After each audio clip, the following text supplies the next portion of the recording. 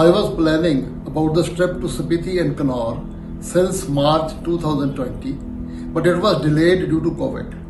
Finally, I started for it on April 9, 2022. My friends Harminder Singh Gill, Kuldeep Singh Sidhu and Parabkar Singh Brad, all of my age group, that is late 60s, also joined me. We started from Ludhiana at 6:30 am and covering a distance of 280 km reached Narkanda at 2 pm. Spent the evening at the Hatu Peak just 9 km from there, which has a beautiful 360-degree view all around it.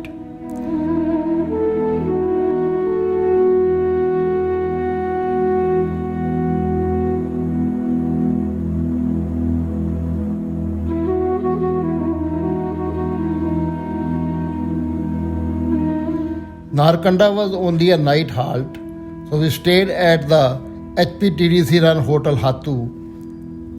After breakfast next morning, we started for Nako at 9 am. Crossing Rampur Bushair, we were soon at the beautiful cutting in the mountains, forming a roof of rock over the road, and later a hole in the mountain, often referred to as the gateway to Kinnaur. After Jeori, Karcham and Pawadi, we stopped at the Kasang waterfall. The flow of water was less due to slow melting of snow and the power project above, but it reminded me of the rainbow being formed at this place during my solo trip 6 years back. As we drove through Spillo and Poo, greenery and the beautifully laid orchards gave way to the barren landscape. By about 2:30 pm, we were at the Khab bridge over the confluence of the river Spiti and the mighty Satluj.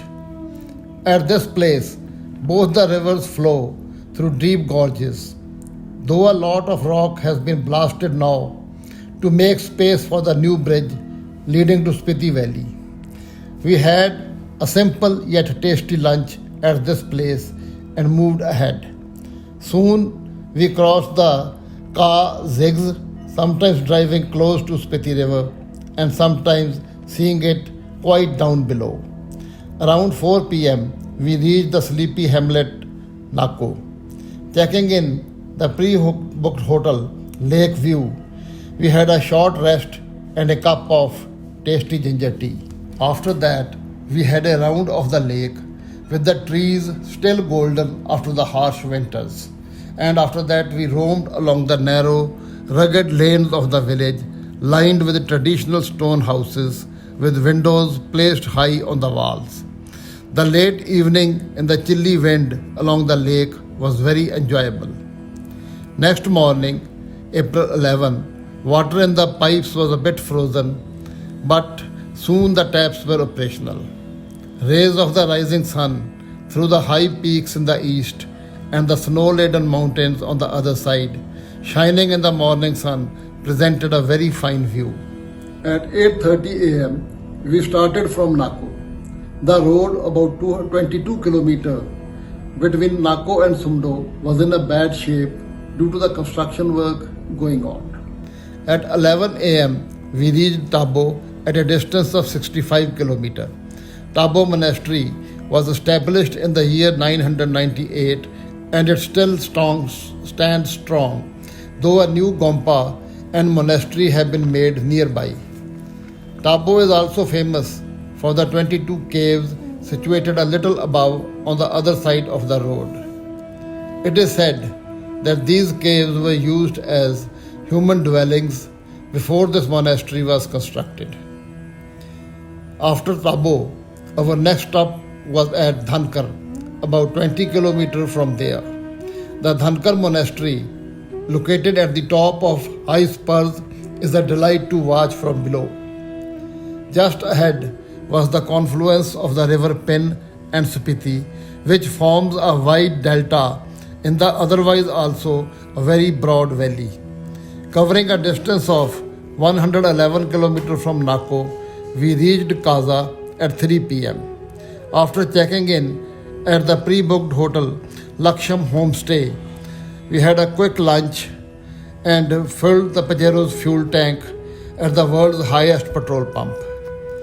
Then we headed for Comic, said to be the highest village of the world, at an altitude of about 15,000 feet. Before reaching Comic, we stopped at Hikam, said to be the highest post office of the world. After Comic, we visited Langza, which is famous for the large statue of Lord Buddha.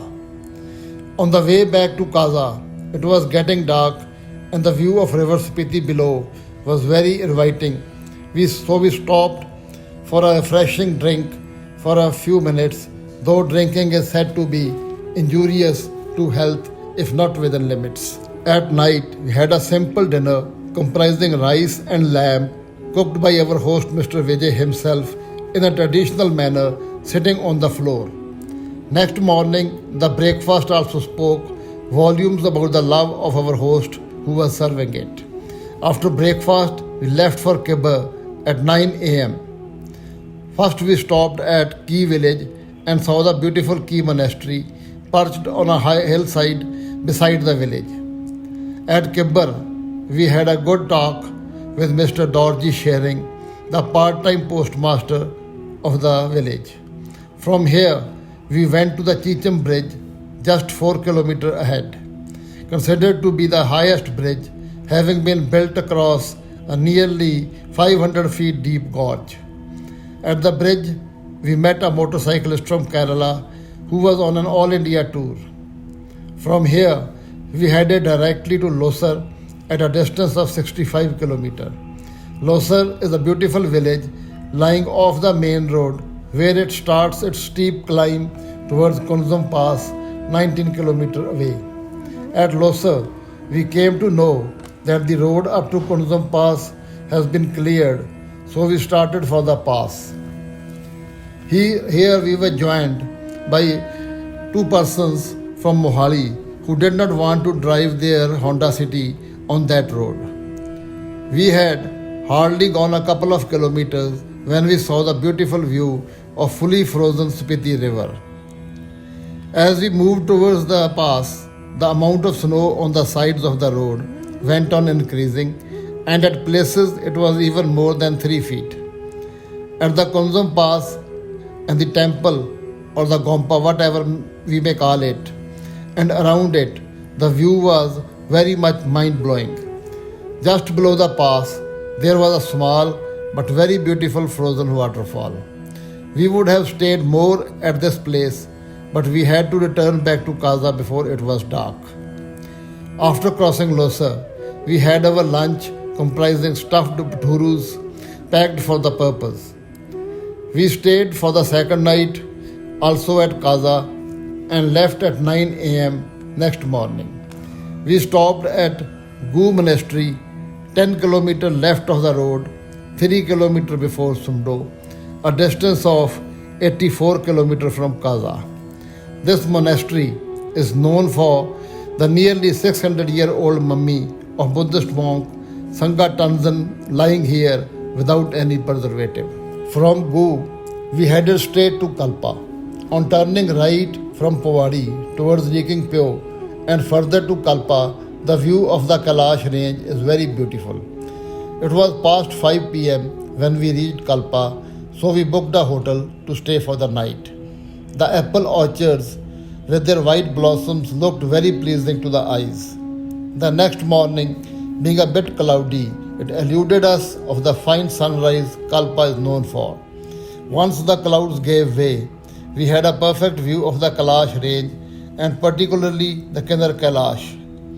After checking out of the hotel, we went to village Rogi and visited the holy Vishnu Narayanji temple in its traditional architecture. We also saw the famous Kinnaur Point, erroneously called as the suicide point earlier. We left Kalpa at 11:30 a.m. for Chitkul. The Raturang Dam before Sangala presented a very beautiful sight. Further, the road along the Baspa from Sangala to Chitkul was very beautiful, and we had to stop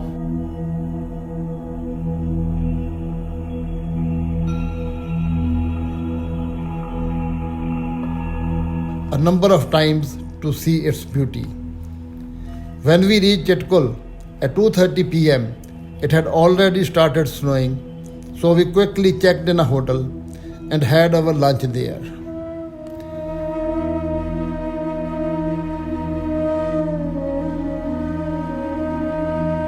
When the snowfall abated, we went to the last point on the Indian first line of defense, about 4 kilometers from Chitkul. After that, we went upstream along the river Baspa to find a beautiful place, a perfect combination of clear water, snow-clad peaks, boulders, and green slopes, the beauty of which was so intoxicating that we had to come to the place again at 8 p.m. and stay there for more than an hour, showing that love of nature sometimes crosses the limits of craziness and nears to foolishness. The next morning, that is April 15, the last of this trip, we were greeted by a perfect sunrise, the sun showing its lovely face exactly in the V formed by the snow-laden peaks, as is generally shown by children in their paintings. Finally, we left Chitkul at 8 a.m. and after covering a distance of 500 km, reached Ludhiana at about 11 p.m.